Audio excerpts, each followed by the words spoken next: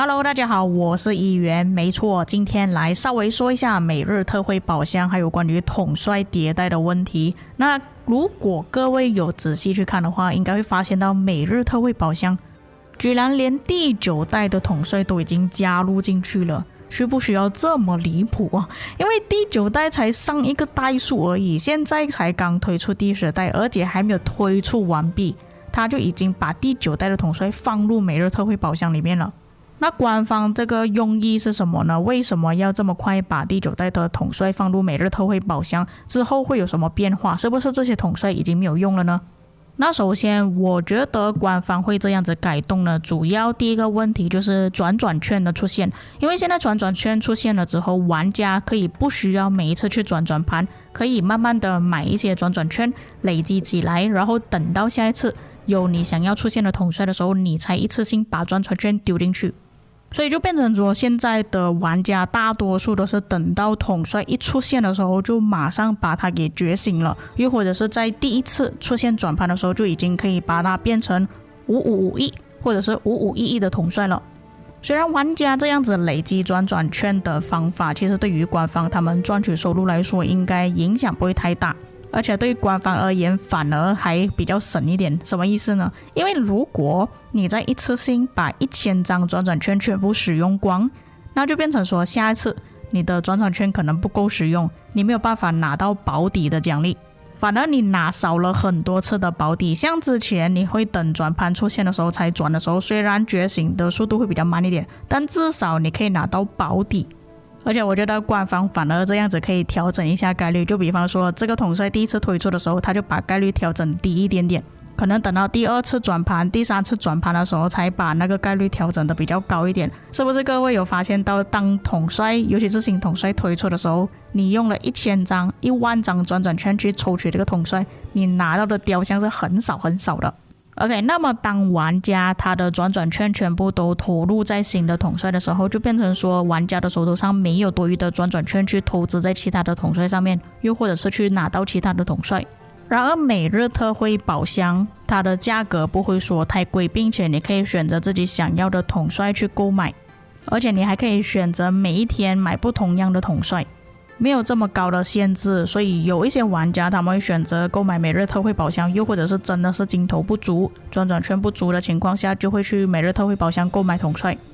但是如果每日特惠宝箱没有一直持续的在更新，那些统帅永远都是第1、第2代统帅的话，那玩家也没有必要花钱去购买了。所以官方才会这么快的更新第9代统帅在转盘里面，可以好让玩家更快的去选择自己想要的统帅、更新的统帅、更强的统帅。再来另外一个原因就是大多数玩家可能都已经把这些统帅给觉醒了，尤其是大多数的统帅，所以你不再推出一些新的统帅，那玩家要怎样去购买呢？要怎样花钱在每日特惠宝箱吗？就比方说我现在手头上这个账号，那么我们可以看到每日特惠宝箱它总共是有6排，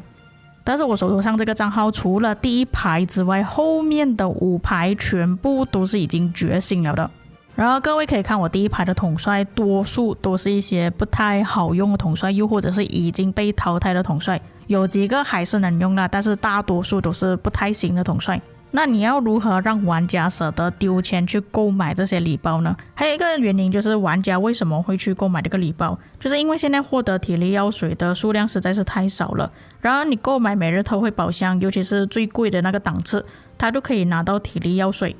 所以这个礼包其实对于某些玩家来说，它并不是为了要拿到统帅的雕像，统帅的雕像可以说是附赠玩具而已，他们主要的目的是拿到体力药水而已。这个情况就好像你要去麦当劳买快乐儿童餐的情况差不多，但是你也要看那个玩具是不是真的你想要，你才会去购买快乐儿童餐嘛，对不对？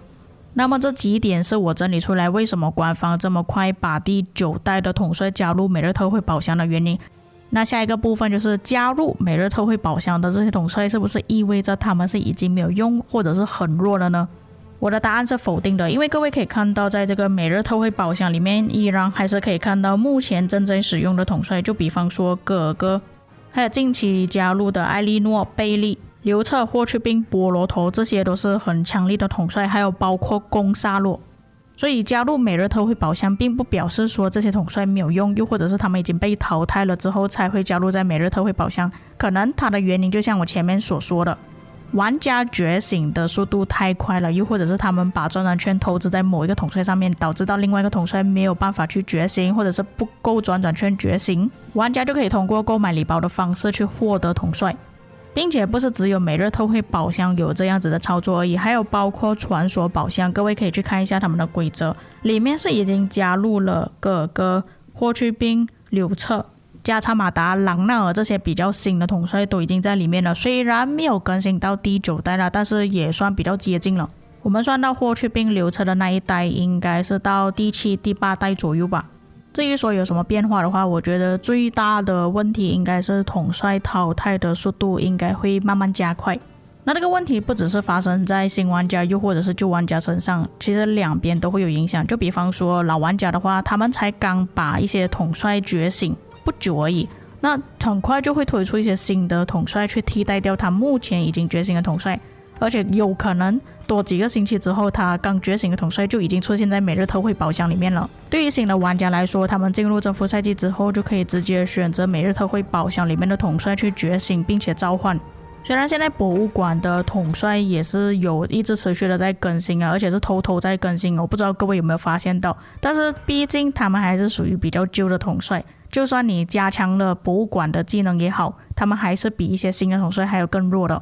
所以我觉得策划他的想法是让那些刚进入征服赛季的玩家一边让旧的统帅提升博物馆继续使用，另外一方面就是慢慢的去购买每日特惠宝箱跟转转圈，再抽取新的统帅。那对于老玩家来说，比较大的好处就是一些 MGE 统帅，可能你的王国很多人在抢，你没有机会拿到的话，就可以通过这个方式去获得你要召唤的统帅。但是最主要的重点还是官方想要提升自己的收益，毕竟他把越新的统帅丢进去里面，那越多人会去买这些统帅。就比方说大多数玩家都想要刘彻，